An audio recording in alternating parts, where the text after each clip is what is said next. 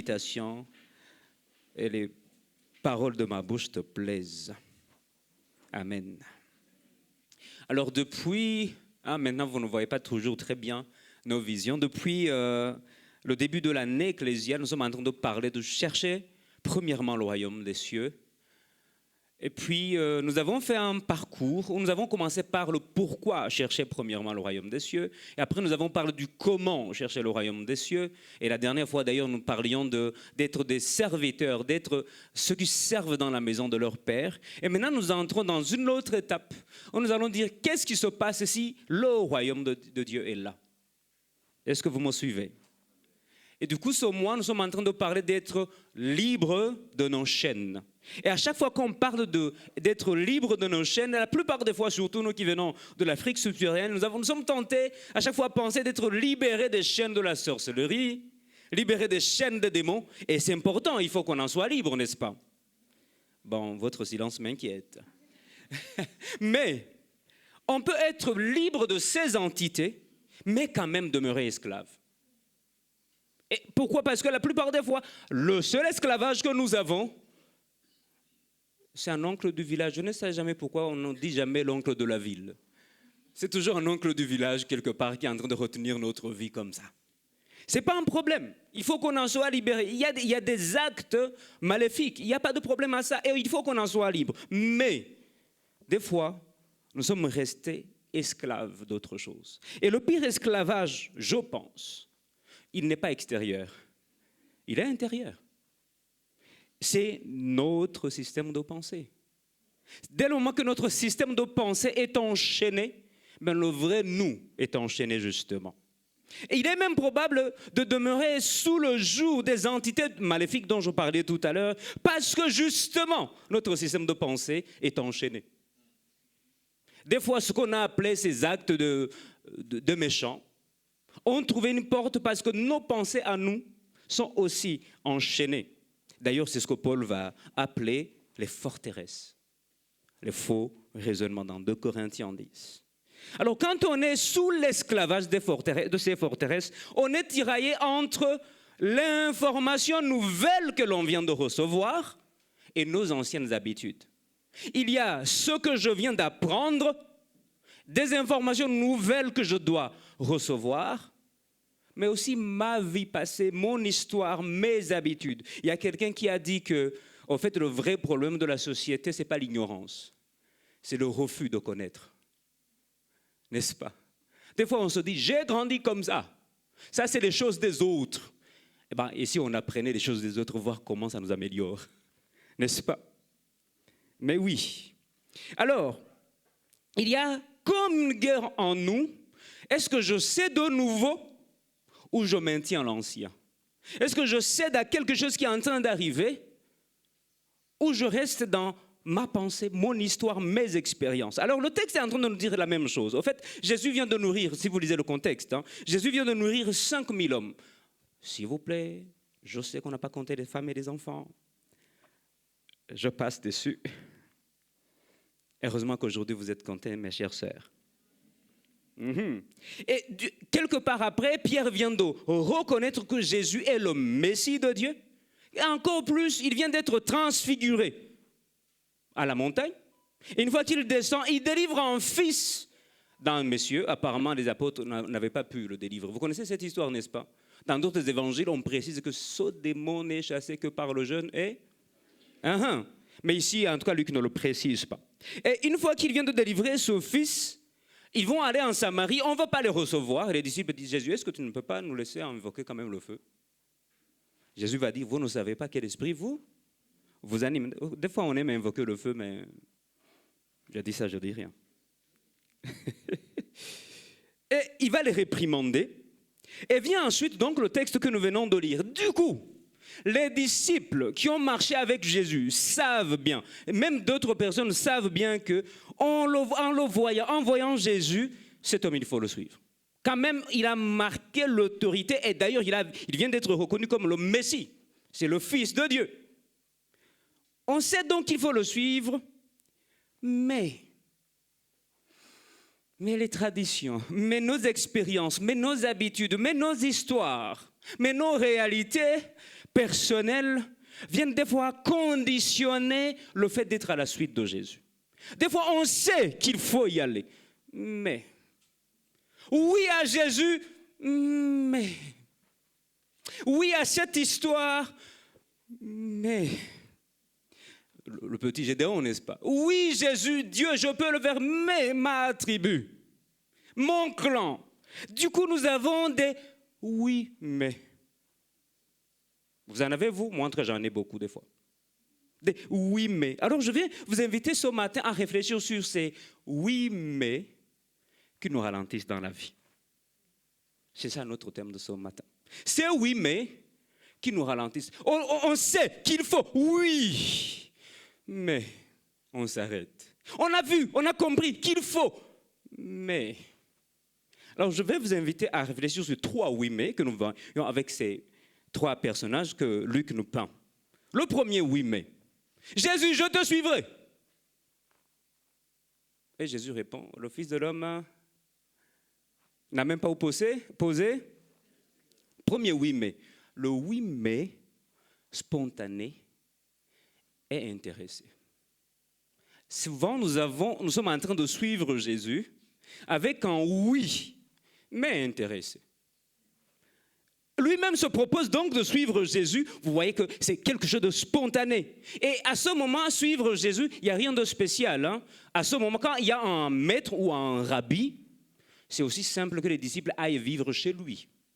Rappelez-vous, les disciples qui étaient avec Jean, dans Jean 1, vont voir Jésus. D'ailleurs, Jean vient de présenter Jésus comme l'agneau de Dieu qui ôte le péché du monde. Et ils vont donc quitter Jean, aller vers Jésus. Et la question qu'il lui pose, c'est, Maître, où demeures-tu? Où habites-tu? Et il leur dit, venez voir. Donc, à ce moment, c'est normal qu'en voulant suivre Jésus, vous allez vivre où il habite. Mais, bien aimé, il n'est jamais bon de s'engager sans réfléchir. Et je l'ai déjà dit une fois ici, Jésus n'aime pas la foule, hein. Il veut les disciples. Jésus ne veut pas les fans. Il veut les disciples. Voyez-vous, Proverbe 21, verset 5 dit « Les projets de l'homme diligent ne mènent qu'à l'abondance. Mais celui qui agit avec précipitation n'arrive qu'à la disette. » Proverbe 19, verset 2 dira « Le manque de science n'est bon pour personne et celui qui précipite ses pas tombe dans le péché. » Des fois, nous sommes tombés dans un péché parce que nous avons dit oui d'abord et après on s'est rendu compte et on a désobéi à notre oui. Ça va? Et Jésus sait que ce oui spontané, on risquera d'un moment de regarder en arrière. Donc je disais, c'est un oui spontané et très intéressé. Surtout très spontané, mais il est intéressé. Comment on sait qu'il est intéressé? On le lit entre les lignes de la réponse de Jésus, n'est-ce pas? En fait, la spontanéité n'est pas forcément un signe d'un cœur obéissant. La spontanéité n'est pas forcément un signe d'un cœur docile. Des fois, cette spontanéité est apparente, mais le calcul des intérêts a déjà été fait depuis longtemps. Vous allez vers un frère, on aimerait que tu serves dans tel département. Oui, il attendait ça depuis. Parce qu'il sait combien il va être respo.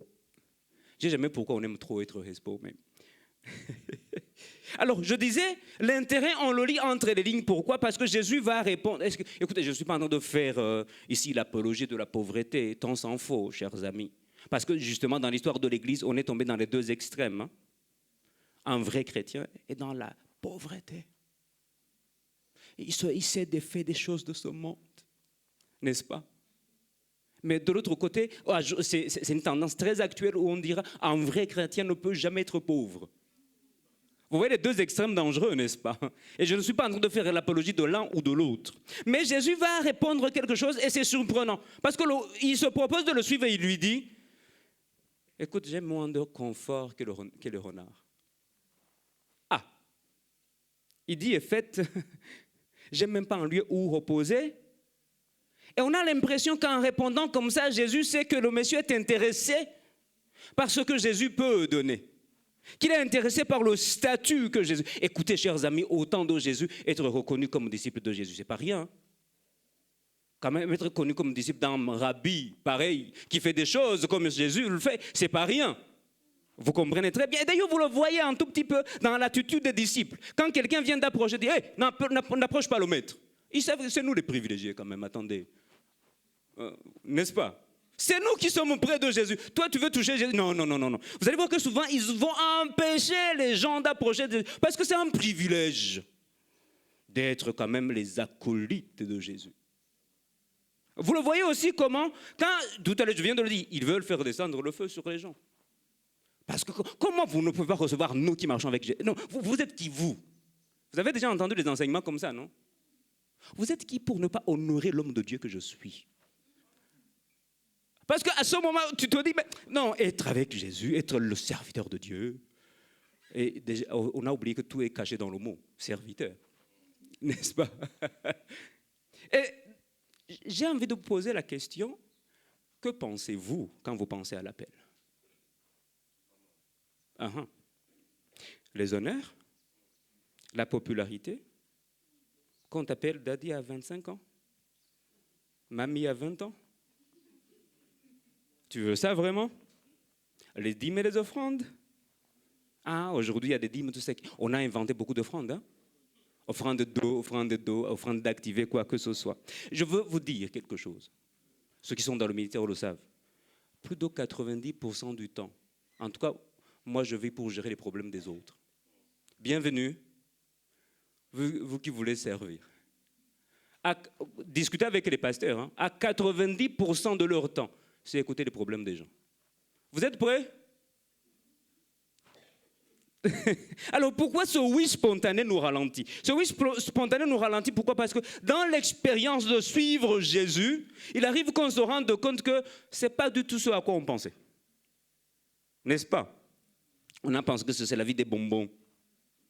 Il se pourrait que quelques-uns, pendant que je parle, ont déjà décidé de quitter leur département. Vrai ou faux? Il se pourrait que quelques-uns même disent plus jamais postuler dans un département parce qu'ils ont vu ce que ça coûte. Au début, c'était oui parce qu'ils pensaient être respo. Respa, même on a féminisé apparemment à Marrakech, nous sommes exceptionnels. Mais quand on a commencé à entrer dedans, quand on a commencé à comprendre que ceux qui nous connaissaient avant nous ont rejetés parce que nous disons être chrétiens, on a compris le coup.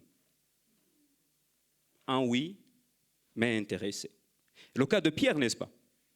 Dans Matthieu 26, à partir du verset 33, Pierre va prendre la parole et lui dit « Quand tu serais pour tous une occasion de chute, tu ne le seras jamais pour moi. » Jésus lui dit « Je te le dis en vérité, cette nuit même, avant que le coq ne chante, tu m'auras renié 3 fois. » Spontané.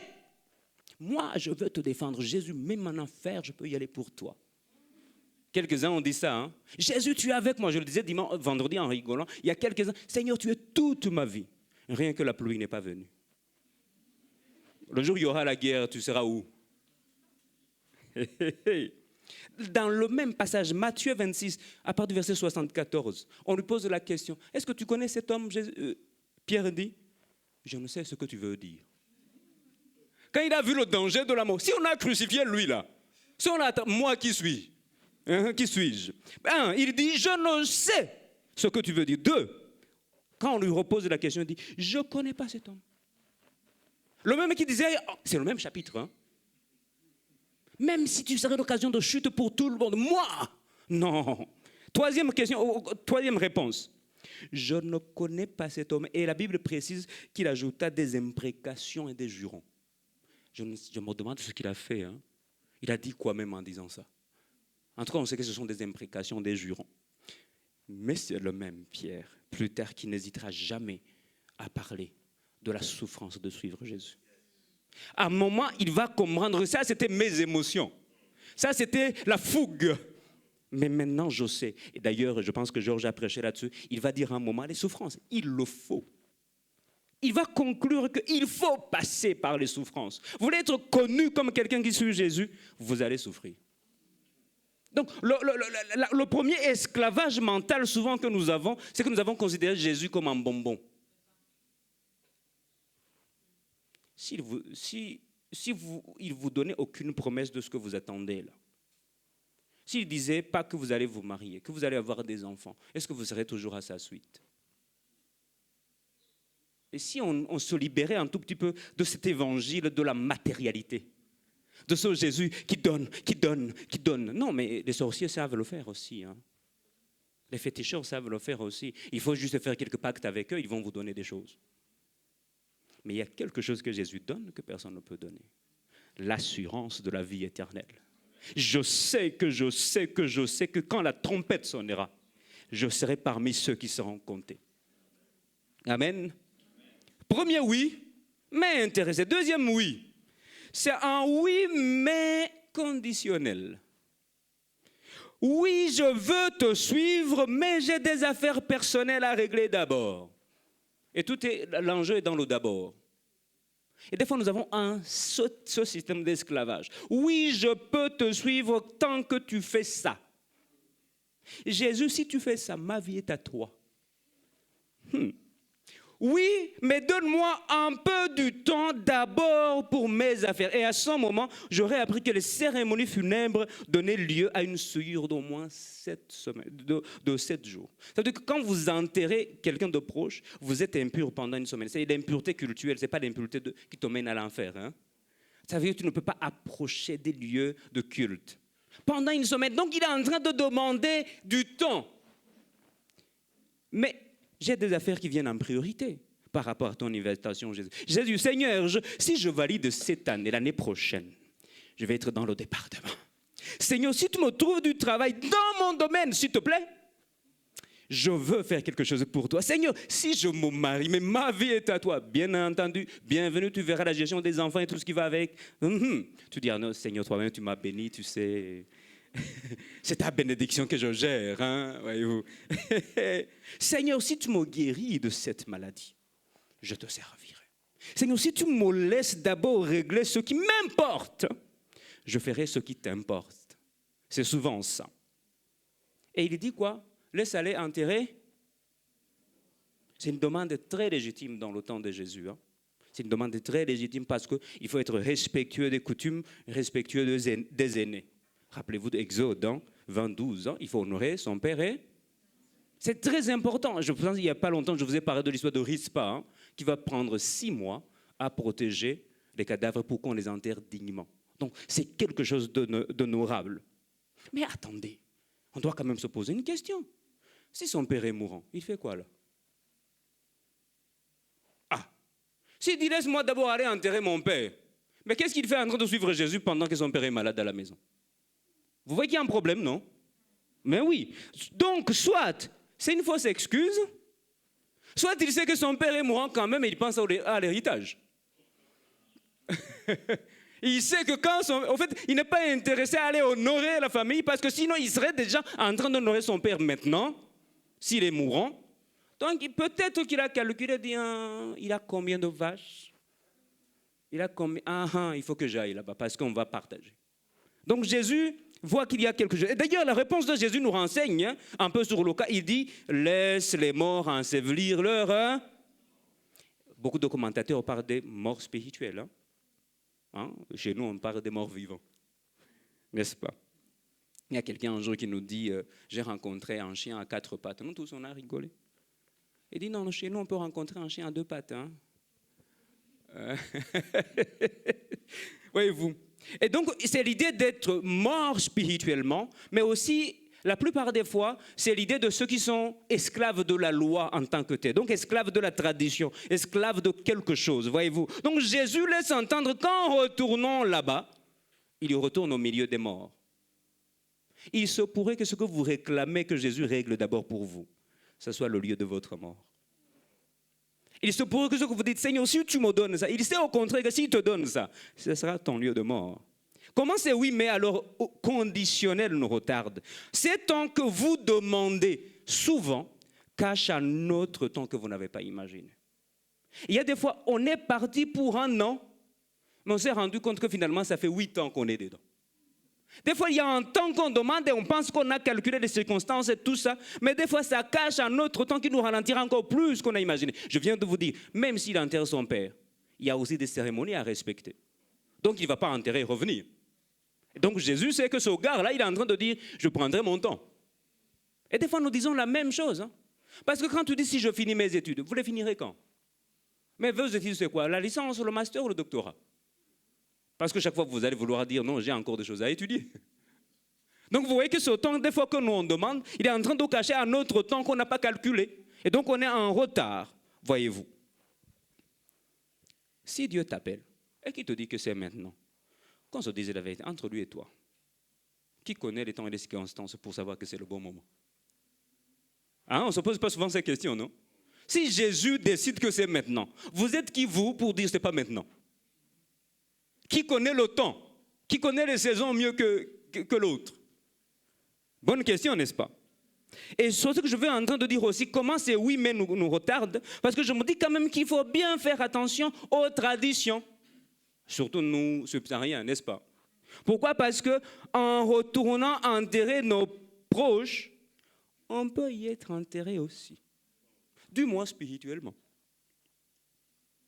Je peux préciser, je le dis autrement de ce que je disais tout à l'heure, il y a quelques jours, peut-être que nos d'abord ne sont pas les d'abord de Dieu. N'est-ce pas? Et en nous focalisant sur nos priorités, nous retardons souvent nos propres vies. En pensant qu'on est en train de les gérer, qu'on est en train de tout maîtriser, et que finalement nous en sommes en train de nous retarder. Je vous donne un cas, c'est le cas du peuple de Dieu dans le livre du prophète Agé. Le peuple vit dans des belles maisons. Le mot qu'on utilise ici, c'est lambrissé. Vous avez lu le livre d'Agé, non? Ah, il y a 2 personnes qui m'ont dit oui. Ces 2 chapitres, quand même, c'est pas costaud. Et l'idée de lambrisser, c'est l'idée d'être richement décoré. Et du coup, eux, ils sont en train de vivre dans des maisons lambrissées. Et il se dit quoi, verset 2, hein? Il se dit, ce n'est pas le temps de construire la maison de Dieu. Ils ont privilégié leur maison plutôt que celle de Dieu. Je ne suis pas en train de vous demander de contribuer pour qu'on finisse, hein? Mais je le dis quand même aussi. Et la conséquence a été la sécheresse matérielle et spirituelle tout le temps que la construction du temple a tardé. Et les historiens disent que ça a pris 15 ans. Voyez-vous. Regardez alors le texte. Hein. Agé 1, verset 6, il dit « Vous s'aimez beaucoup », les conséquences, hein, « vous s'aimez beaucoup et vous recueillez peu. Vous mangez et vous n'êtes pas. Vous buvez et vous n'êtes pas désaltérés. Vous êtes vêtus et vous n'avez pas chaud. Le salaire de celui qui est à gage tombe dans un sac. » Il y a des fois, ce pourquoi vous pleurez en voyant les autres, vous ne savez pas combien ils sont malheureux dedans. Il dit, vous avez des belles maisons, mais regardez ce qui vous arrive. Regardez au verset 10, il dit, c'est pourquoi les cieux vous ont refusé la rosée. Et la terre a refusé ses produits. J'ai rappelé la sécheresse sur le pays, sur les montagnes, sur le blé, sur le mou, sur l'huile, sur ce que la terre peut rapporter, sur les hommes et sur leurs bêtes, hein, et sur le travail, surtout le travail des mains. La plupart des fois, nous avons voulu nous occuper de nos affaires. Écoutez, ce peuple, et c'est normal, il faut les comprendre, ils sortent de l'exil. Ils reviennent à Jérusalem. C'est important d'avoir un toit. Sauf qu'ils n'avaient pas compris que l'attente de Dieu est qu'il commence par le temple. Des fois, nous avons voulu bâtir nos carrières et on n'avait pas compris que d'abord l'attente de Dieu, c'est que nous nous bâtissons nous-mêmes.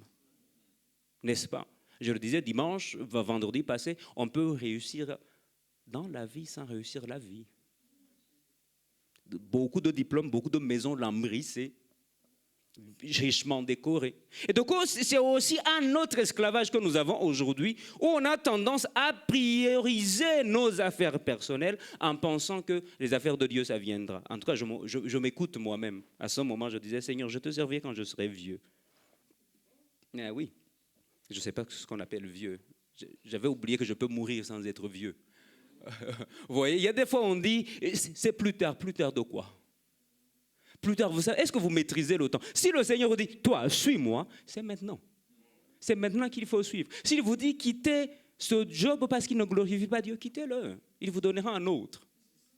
Mais continuez de dire, non, si je quitte, je fais comment demain? Restez dedans, vous allez voir que vous-même, vous êtes coincé. Et il dit, vos maisons sont lambrissées, hein, et pourtant, ma maison est délabrée. Il dit, voilà pourquoi j'ai retenu la pluie. Deuxième oui, mais conditionnel. Oui, je peux te suivre, mais j'ai des conditions, Jésus. Si tu ne les remplis pas, je ne te suis pas. Esclavage, hein, n'est-ce pas? Troisième oui, mais. C'est le oui, mais conventionnel. Oui, je peux te suivre, mais permets-moi d'abord d'aller faire un câlin à mes parents. Et vous allez voir que ce oui, le troisième, au fait, résume les deux premiers. Vous l'avez remarqué?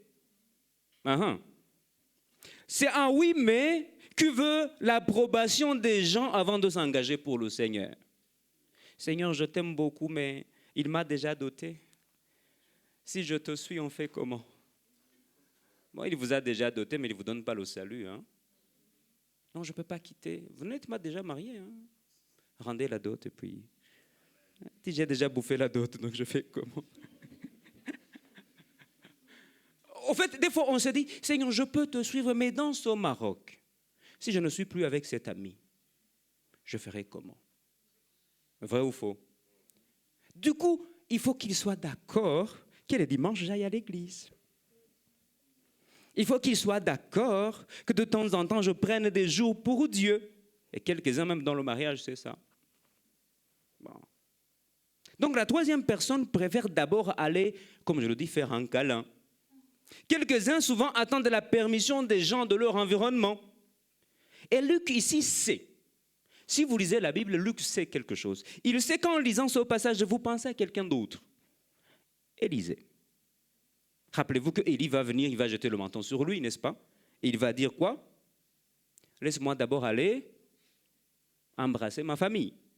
Et Élisée, quittant ses bœufs, courut après Élie, c'est 1 Roi 19, verset 20. Laisse-moi embrasser mon père et ma mère, et je te suivrai. Élie lui répondit, va et reviens, car pense à ce que je t'ai fait. En fait, Jésus va lui dire indirectement que le temps d'Élisée est révolu. Le temps où il faut d'abord aller faire des temps d'adieu, au fait, écoute là, la voix du Seigneur m'appelle. Non, ce n'est plus le temps. Il dit, toi, ne regarde pas en arrière. Tu es déjà ici avec moi. Reste ici. Mais tu es déjà avec le disciple, Jésus. Tu as entendu sa voix. Et tu sais qu'il est en train d'appeler. Et tu dis spontanément, laisse-moi d'abord aller. Non, il dit, tu es déjà ici, reste. Reste. Donc c'est j'ai envie de dire, c'est le oui mais conventionnel, c'est avec celui-là qu'au fait, quand vous cultivez, rappelez-vous, il donnait l'exemple de la charrue, il va dire, c'est avec ce oui mais conventionnel que les sillons ne seront pas droits. Vous savez, les sillons, les traces que le bœuf va faire avec la charrue, n'est-ce pas? Ça ne sera pas droit. Pourquoi? Parce que pendant qu'on travaille pour Dieu, que la charrue est tirée par les bœufs, on n'oriente pas les bœufs. Pourquoi? Parce qu'on regarde l'environnement. Il dit ici, quelqu'un qui met la main à la charrue, et donc vous ne savez pas ce que les bœufs sont en train de faire. Hein? Et du coup, vous allez voir que votre champ n'a plus de sens et de forme. Et du coup, des fois, on regarde si les gens autour de nous apprécient ou pas ce que je fais. Vous connaissez les gens comme ça, non? J'ai conduit le culte aujourd'hui, mon frère. Je te tacle comme ça. Comment c'était passé? Mais tu demandes à qui? Tu demandes aux gens ou à Dieu?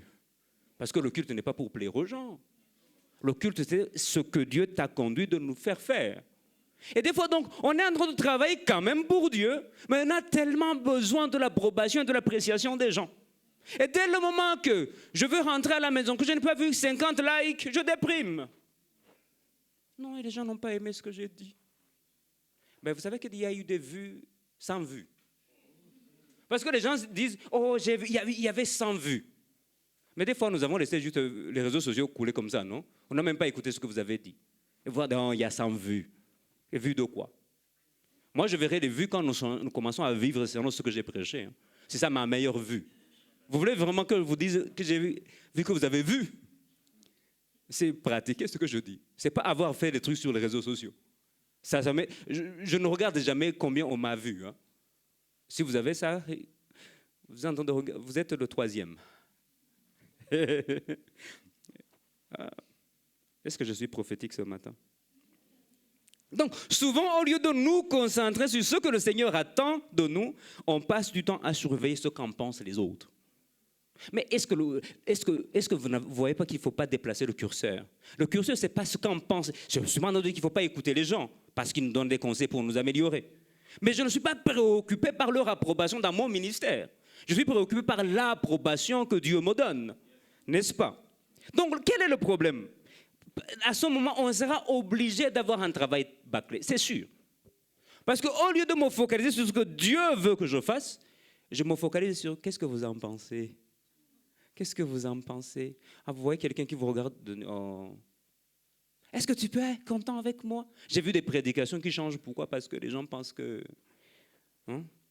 Quelqu'un m'a dit que des fois je fais les Jean-Baptiste. Il n'y a pas de problème, j'assume que je fais le Jean-Baptiste. Vous connaissez le Jean-Baptiste, non? Alors le problème de ces oui mais, c'est lequel? Le problème c'est qu'on aime servir, on sait qu'il faut servir, mais on a du mal à se détacher des relations précédentes ou nos désirs qu'on avait avant. Ça veut dire, je sais que Dieu veut que je le serve, mais j'ai mes histoires, mais j'ai mes relations, mais j'ai mes désirs. Et du coup, je me demande si je cède à mes désirs ou je sers vraiment le Seigneur. Et là, vous comprenez qu'il y a un esclavage, qu'on doit être libre. Hein? Ça va? Deux cas sont possibles donc. On est capable de ne plus suivre et de servir si l'environnement autour de nous nous y pousse. Capable de laisser tomber. Parce qu'au fait, il y a des gens qui ne sont pas contents quand je vais à l'église. Il y a des gens, en tout cas, je tacle les communautés ici, qui aiment organiser les matchs dimanche matin. Et ils vont terroriser les nouveaux qui arrivent. Si vous ratez l'activité de match de ce matin, vous n'êtes plus de notre communauté. Ça arrive ou pas? Et le nouveau qui vient de débarquer au Maroc, il dit, ancien, église. Ancien, église. Et quelques-uns cèdent, hein? Ils vont au match. Ok. Et vous avez oublié que même la force que vous avez pour jouer au match, hein, elle vient de Dieu. Hein? Et les anciens, ce n'est pas possible d'organiser les activités au moins le soir. C'est vraiment à 11 heures. Ah oui, parce qu'il y a d'autres choses à faire. Donc, on est capable de ne plus servir. Pourquoi? Parce que quelques-uns nous y poussent, mais aussi on sert pour faire plaisir aux hommes. Donc, c'est les deux extrêmes. Soit j'arrête parce qu'il y a quelques-uns qui m'empêchent, soit je le fais selon une catégorie des gens qui sont contents de moi. N'est-ce pas? Je sais qu'il y a des prédications. En tout cas, je vous l'ai déjà dit ici, des fois j'ai commencé à calibrer les prédications pour que je reçoive beaucoup d'amen. Mais oui. Je sais quel type de prédication. Mais des fois, même pendant le culte, les gens sont debout. On dit, ouais, l'homme était ouah. J'ai toujours dit, il faut qu'on questionne l'affaire d'onction dans le Nouveau Testament. Hein, parce qu'on l'a défini avec les paramètres de l'Ancien Testament des fois. N'est-ce pas? Qu'est-ce que ça veut dire être ouan dans le Nouveau Testament, vraiment? Est-ce qu'on ne peut pas méditer là-dessus? Pour qu'on commence par nous dire, j'honore l'onction. L'onction de qui? Toi-même, tu es ouan.